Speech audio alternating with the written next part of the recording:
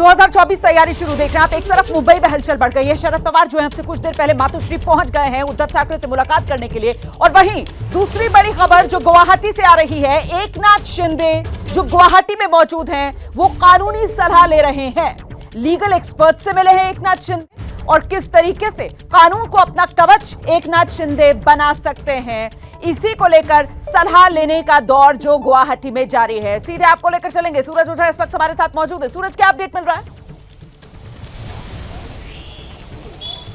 जी बिल्कुल रोमाना, जिस तरह से शुरुआत में काफी मुश्किलें ये थी शिंदे कैंप के लिए कि 37 का मैजिकल आंकड़ा उनको छूना है। अब ये आंकड़ा छूने के बाद तरह तरह की अड़चनें आ रही हैं, तो अब इन अड़चनों से कैसे बचा जाए, आगे चलकर अगर कोई कानूनी कदम उठाने हैं तो कैसे उठाया जाए। देखिए शिवसेना की तरफ से, मतलब उद्धव ठाकरे के कैंप की तरफ से लीगल कार्रवाई की शुरुआत कर दी गई है। ऐसे में अब शिंदे कैंप भी चुप नहीं बैठा है। लीगल ओपिनियंस लिए जा रहे हैं कि कल को चलकर कहीं कोर्ट जाना पड़ा, किसी बड़े अदालत में जाना पड़ा, तो वहां पर हम क्या दलीलें देंगे, क्या हमें पिटीशन देना होगा। तो तमाम तरह की जो लीगल एस्पेक्ट्स हैं, क्या हो सकते हैं, मेरे पास क्या ऑप्शन होने चाहिए, इन तमाम चीजों को समझने के लिए, अपना प्लान ऑफ एक्शन बनाने के लिए शिंदे यहां से निकले थे और करीब 2 से ढाई घंटे की मीटिंग के बाद वो यहां पर वापस लौटे हैं। जी तो देखिए, गुवाहाटी से बड़ा अपडेट यही सामने निकल कर आया है कि एकनाथ शिंदे जो हैं वो अब कानूनी सलाह ले रहे हैं। और वहीं मुंबई, जहां शरद पवार पहुंचे हुए हैं उद्धव ठाकरे के आवास पर मातोश्री में, और महत्वपूर्ण बैठक चल रही है उद्धव ठाकरे शरद पवार के बीच। सीधे आपको लेकर चलेंगे। मेरे सहयोगी मृत्युंजय इस वक्त हमारे साथ मौजूद है। कुल मिलाकर मृत्युंजय, इस वक्त जो चर्चा हो रही होगी, जाहिर सी बात है सरकार पर आए संकट को टालने के लिए, और साथ ही साथ नजर इस बात पर भी होगी कि कानूनी रूप में जिस तरीके से भेदने की कोशिश एकनाथ शिंदे गुट को किया जा रहा है, उसका जो तोड़ एकनाथ शिंदे गुट तलाशेगा, उसे कैसे पार पाया जाए। निश्चित तौर पर ये जो बैठक है इसमें यही चर्चा होगा, और साथ ही साथ में किस प्रकार की चुनौतियां आने वाले दिनों में आ सकती हैं और कैसे इन चुनौतियों से निपटना है। विशेष तौर पर सरकार हमें कैसे बचानी है, महाराष्ट्र विकास आघाड़ी की सरकार कैसे बचानी है, इस पर ही मंथन होगा और इस पर ही शरद पवार अपने अनुभव साझा करेंगे।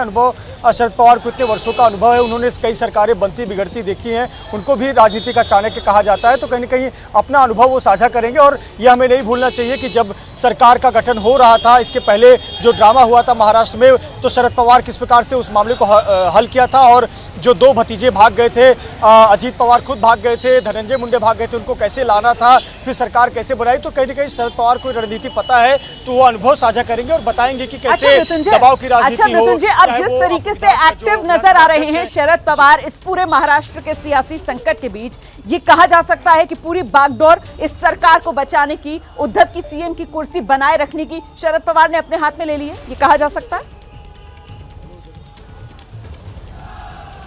निश्चित तौर पर रोमाना, देखिए संकट मोचक इस सरकार के रूप में और कहें मार्गदर्शक के रूप में हमेशा शरद पवार ही काम करते रहे। और ये भी कहा जाता है कि चेहरा भले उद्धव ठाकरे का है, पीछे जो असली खिलाड़ी हैं या असली मुख्यमंत्री पद चलाते हैं वो शरद पवार चलाते हैं, ये बात तो सच है। देखिए आपको बताया परसों हुआ क्या था, जब उद्धव ठाकरे वर्षा बंगले से अपने साजो सामान के साथ निकल रहे थे, पूरे परिवार के साथ निकल रहे थे, तो शिवसेना के बेहद करीबी लोग जो आज भी उद्धव ठाकरे के साथ हैं, वो ये कह रहे थे कि वर्षा बंगलों पर ये साहब का आखिरी दिन था। यानी कि उद्धव ठाकरे ने मन बना लिया था कि वो इस्तीफा दे देंगे, क्योंकि इससे बहुत आहत थे कि उनके शिवसैनिक साथ छोड़कर चले गए। पर शरद पवार के साथ उस दिन भी एक बैठक हुई थी, शरद पवार से बातचीत हुई थी। शरद पवार ने उनको कहा कि आप इस्तीफा नहीं दीजिए, हम इस आगे तक डटे रहेंगे और लड़ेंगे, हल निकालेंगे। शरद पवार के कहने पर ही वो जो पत्र था या फिर वो जो अगला कदम उठाने वाले थे उद्धव ठाकरे, उन्होंने कदम नहीं उठाया। हालांकि वो वर्षा बंगलों से निकलकर मातोश्री आ गए। अब ऐसे पर शरद पवार ही आगे की रणनीति तय कर रहे हैं कि आखिरकार इस सरकार को कैसे बचाना है और कैसे सरकार 5 साल कार्यकाल पूरा करेगी। जी बहुत बहुत धन्यवाद मृत्युंजय आपका इस तमाम जानकारी के लिए। नजर बनाए रखिए, आगे आपसे अपडेट लेते रहेंगे। तो कुल मिलाकर देखना दिलचस्प होगा कि इस बार महाराष्ट्र के इस सियासी संकट में महाराष्ट्र की राजनीति का सबसे बड़ा चाणक्य कौन साबित होगा। क्या एक बार फिर से शरद पवार ही बनेंगे महाराष्ट्र की राजनीति के सबसे बड़े चाणक्य? इस पर हमारी नजर लगातार बनी हुई।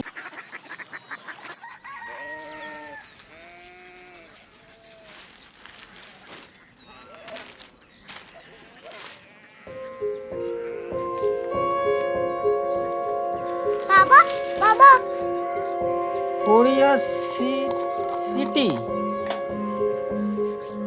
जानी ना।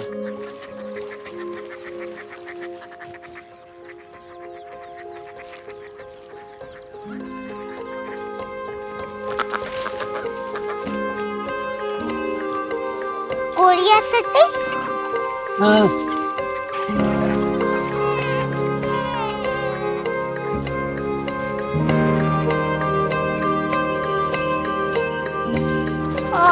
कोरिया सिटी कहाँ पे है?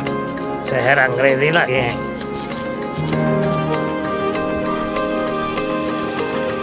Korea city.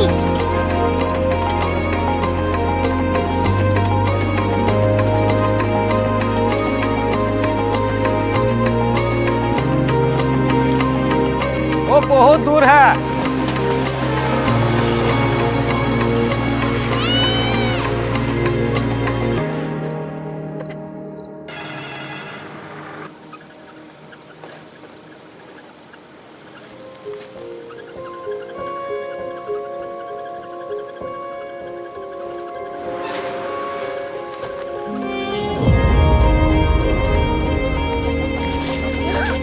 Korea city.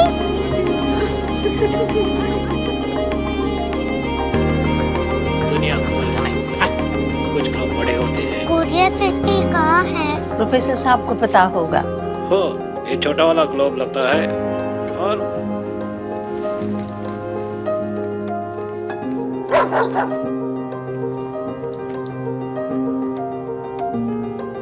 पता नहीं, मेरी बेटी से जाके मिल लो, शायद उसे मालूम हो।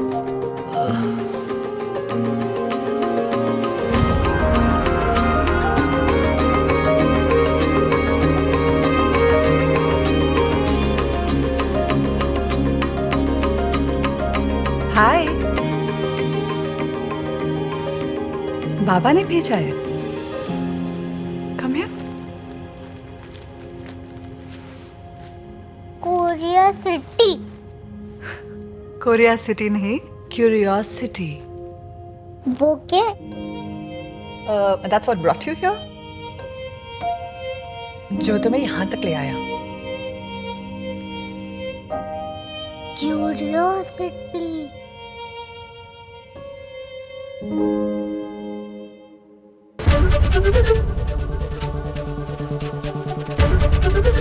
एबीपी न्यूज आपको रखे आगे।